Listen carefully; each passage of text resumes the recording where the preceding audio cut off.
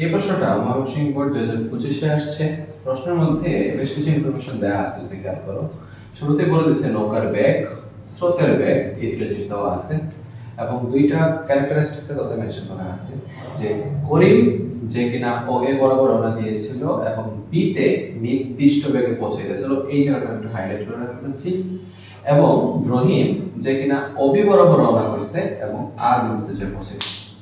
তো প্রথম কোশ্চেনটার জন্য রহিমকে আইডেন্টিফাই করার প্রশ্ন করা হয়েছে। আমি রহিমের জন্য প্রশ্ন সলভ করে ফেলি। রহিম আমার স্রোতের নদীর ঠিক আড়াআড়ি রওনা না দিয়ে ঠিক সোজাসুজি রওনা করছিল, অর্থাৎ সে ও থেকে, যেখানে স্রোত প্রবাহিত হচ্ছে ইউ বরাবর, ইউ ভেক্টর, সে ওবি বরাবর রওনা করে এবং ফলশ্রুতিতে ইউ এবং বি এর মাঝামাঝি অ্যাঙ্গেল যেটা, সে এই আর ভেক্টর বরাবর পৌঁছে যায় এবং আর বিন্দুতে যে পৌঁছায় তার লব্ধি বেগটাকে আর না দিয়ে কনফিউশন হয়ে যাবে, বেগটা ডাব্লিউ দিলাম। ওকে, এখানে দেখো স্রোত এবং নৌকার মধ্যবর্তী কোণটা হচ্ছে 90 ডিগ্রি এবং এটা হচ্ছে থিটা। তো জানতেছে কত সময় নদী পাড়ি দেয়। যদি আলফার মান 90 হয়ে যায়, সেক্ষেত্রে আমরা জানি ন্যূনতম সময় নদী পাড়ি দেওয়া বলে থাকে টি মিনিমাম হয়ে যাবে ডি বাই ভি। ডি এর মান হচ্ছে নদীর প্রস্থ 2 কিলোমিটার এবং উভয় ক্ষেত্রে আমার নৌকার বেগ দেওয়া আছে 5 কিলোমিটার প্রতি আওয়ার, ভাগ করলে 0.4 আওয়ার। এটা সহজ কোশ্চেন, এটা ব্যাপার না। কোশ্চেনটা হচ্ছে করিম বৃষ্টি থেকে রক্ষা পাওয়ার জন্য, করিমের বেলায় কিন্তু কিছু চায় নাই, তাহলে করিমের বেলায় কেন ওনারা নদীর উপরে এত কনসেপ্ট বলছে? ওনারা চায় একটা ভুল করছে, সেটা হচ্ছে ওনারা মনে করছে যে করিম ঠিক কত বেগে বিন্দুতে পৌঁছায়। প্রশ্নকর্তা যদি সামহাও আমাকে এই কোশ্চেনটুকুর এই পার্টটা না দিত, অর্থাৎ এই প্রশ্নটা যদি না দিত, এটা কিন্তু হেভি টুইস্টের একটা প্রশ্ন আছে। হয় সাইকেল আরোহী বা ব্যক্তি নিচে হেঁটে যাচ্ছে, ব্যক্তির ব্যাগটা দেওয়া থাকে এবং সেখানে আমরা বাতাস অ্যানালাইসিস করে থাকি। এবার এইটা অবকাশ যেখানে বৃষ্টি প্লাস নদী নৌকা মিলিয়ে দিচ্ছে, একজন ব্যক্তি নৌকা নিয়ে গতিশীল অবস্থায় আছে, সেখানে স্রোতের কনসেপ্ট কি, যদি হালকা একটু বাতাস দিয়ে দিত সে বাতাসের কনসেপ্ট। অর্থাৎ আমি গিভেন ডেটা অনুসারে প্রশ্নটাকে সমাধান করি, তারপরে আমি চেঞ্জ করি। দেখো আমার এই ক্ষেত্রে করিম বি বিন্দুতে পৌঁছাইছে, অর্থাৎ করিম কত বেগে পৌঁছাইছে? 5.3 বেগে পৌঁছাইছে, অর্থাৎ করিমের লব্ধি বেগ বা করিমের বেগ ভি কে, সেটা হচ্ছে 5.3 কিলোমিটার প্রতি ঘন্টা। আর আমার এখানে বৃষ্টি কত বেগে পড়তেছিল? 10 কিলোমিটার বেগে পড়তেছে, তাহলে বৃষ্টির বেগ ভি আর সেটা হচ্ছে আমার 10 কিলোমিটার প্রতি আওয়ার। তো সিম্পল ভাবে চিন্তা করো, দেখো ধরো এই বরাবর যেতেছিল করিম এন্ড দেন বৃষ্টি পড়তেছিল উপর থেকে, রাইট, উপর থেকে নিচের বরাবর বৃষ্টি পড়তেছে ভি অফ আর। তো ব্যক্তির সাপেক্ষে এটা পরে হবে, আরটা আগে হবে। সিম্পলি বৃষ্টির বেগ থেকে ব্যক্তির বেগটা বিয়োগ যোগ করা হবে, অর্থাৎ বৃষ্টির বেগের সাথে করিমের বেগের ঋণাত্মক উপাংশটা যোগ হয়ে যাবে।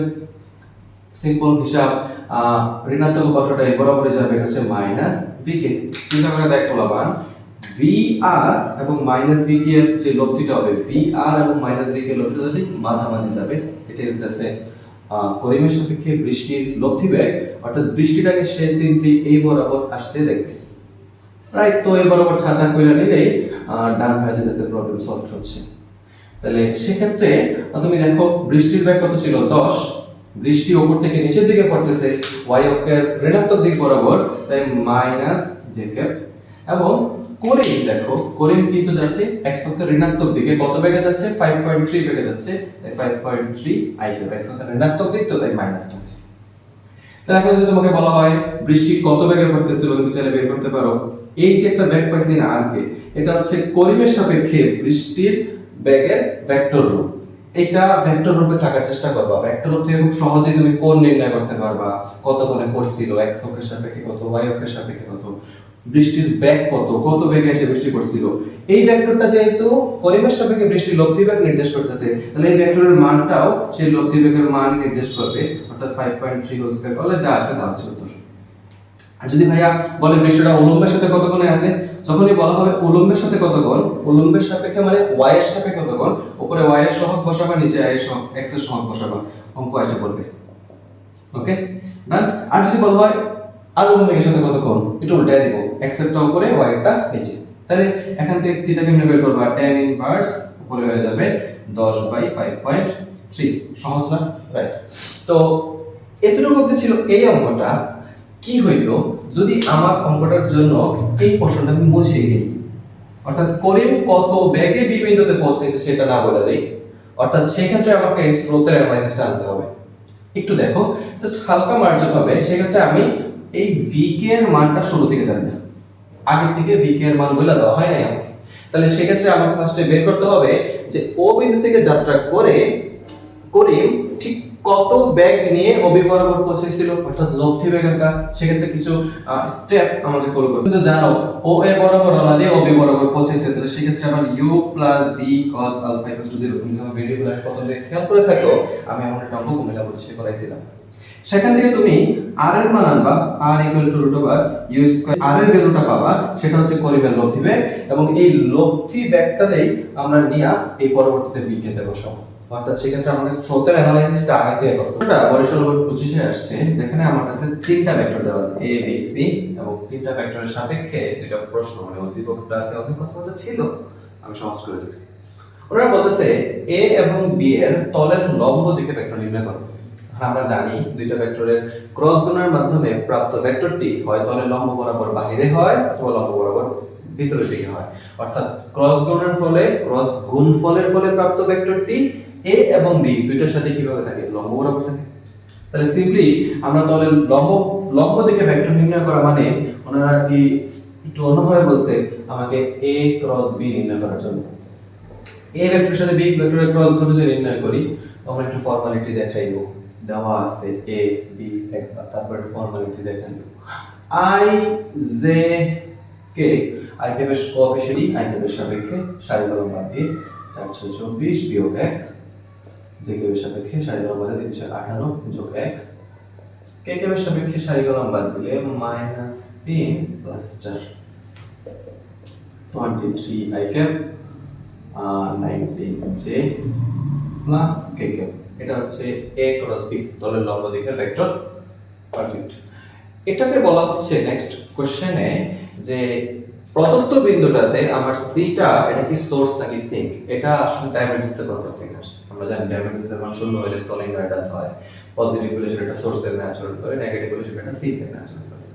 তাহলে এটা যদি সিঙ্ক না সোর্স হলে খুঁজতে চাই, খুব সহজেই কাজ করতে পারি। যে দেখো আমরা ফার্স্টে একটা ডাইভারজেন্স নির্ণয় করে ফেলবো। তো ডাইভারজেন্স অফ সি কিছুই না, আমার নাবলা অপারেটরের সাথে এই প্রদত্ত সি ভেক্টরটাকে ডট গুণ করতে হবে। ডট গুণ করা মানে আমরা জানি নাবলা অপারেটর অ্যাকচুয়ালি এটা ডেল ডেল এক্স আর কে। তাহলে যদি ডট গুণ করে ফেলি, তাহলে এক্স ক্যাপের আই ক্যাপের সহগের সাথে আই ক্যাপের সহগ গুণ x square y square z square. তো এক্স এর সাপেক্ষে যদি তুমি অন্তরজ নির্ণয় করো, তাহলে এক্স এর সাপেক্ষে এক্স ব্যতীত বাকি সব বের হয়ে যাবে 2yz ভিতরে x del del x into x square. y এর সাপেক্ষে y ব্যতীত বাকি সবগুলো বের হয়ে যাবে del del y into y square. আর z এর সাপেক্ষে z ব্যতীত বাকি সবগুলো বের হয়ে যাবে, তো সামনে থাকতেছে x স্কয়ার y স্কয়ার। তো সিম্পল মেথডটা বসাই, গিভেন মেথডটা বসাই, অর্থাৎ 2 দেখি, তাহলে দেখা যাবে এই বিন্দুতে এই পুরো ডাইভারজেন্সের ভ্যালুটা আসছে -4। এটা আমি চেক করছিলাম, কেমন আসছে -4। যেহেতু -4 আসছে, তাহলে এটা কোনোভাবেই উৎস হিসেবে বা সোর্স হিসেবে কাজ করবে না, এটা বেসিক্যালি একটা সিঙ্ক হিসেবে কাজ করবে। ওকে, তাইলে প্রশ্নটা মোটামুটি কঠিন হয়। আমাদের প্রশ্ন দিন দিন কঠিন হয়ে যাচ্ছে, মেধার মূল্যায়ন বাড়তেছে, কে প্রকৃত বেশি মেধাবী, কে বেশি চর্চা করছে সেটা দেখার চেষ্টা করতেছেন টিচাররা। তাই আমরা সকল ধরনের পসিবল কেসের প্রবলেম সলভ করে নিয়ে আসবো। ফিজিক্স মূলত হচ্ছে কোন একটা থিওরি বুঝে সেই থিওরির অ্যাপ্লিকেশনটাকে লজিক্যালি অ্যাপ্লাই করতে পারে। তো তুমি যদি থিওরি পড়তে থাকো এবং লজিক অনুসারে সেইটার অ্যাপ্লিকেশন প্র্যাকটিস না করো, প্রবলেম সলভিং না করো, সেক্ষেত্রে দেখা যাচ্ছে যে তোমার চর্চা হচ্ছে না, তোমার থিওরির ভালো একটা আন্ডারস্ট্যান্ডিং হচ্ছে না, রাইট?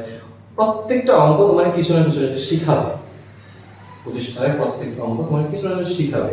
আর ভালো হয় তোমার যদি প্রিপারেশন খুব ভালো করতে চাও, মজবুত করতে চাও, ক্যারেক্ট প্রজেক্ট প্রশ্ন সলভ করতে পারো। দেখো এইচএসসি 26 27 যদি এমন করা হয় দেশের মধ্যে এ প্লাসের সংখ্যা অনেক কমে নিয়ে আসবে, খুব আহামরি কঠিন প্রশ্ন হবে। দিন শেষে কখনোই দেখবা ক্যাডেট কলেজ থেকে শুরু করে নটর ডেম কলেজ শুরু করে ভালো কলেজগুলোর রেজাল্ট ড্রপ করে না। তার কারণ একটাই, ওরা কখনো রেজাল্টের জন্য পড়েই না। কি বিষয়টা বুঝলাম না। যে এরা রেজাল্টের জন্য পড়ে নাই, তাদের রেজাল্ট ড্রপ করে নাই। ওরা বেসিক্যালি শুরুর থেকেই জানার উদ্দেশ্যে পড়ছে, শুরুর থেকে একটা কনসেপ্টের ইন ডেপথ যত কিছু হইতে পারে, যা যা প্রবলেম আসতে পারে সব সলভ করছে, সব দেখছে, জানছে, প্র্যাকটিস করছে। দ্যাটস ওয়াই কোনো কোশ্চেনের সামনে তারা নিজের আনবিটেবলের মতো মানে প্রেজেন্ট করতে পারে। আশা করি তুমি নিজেকে এরকম একজনের মতো করে নেবে। আল্লাহ হাফেজ।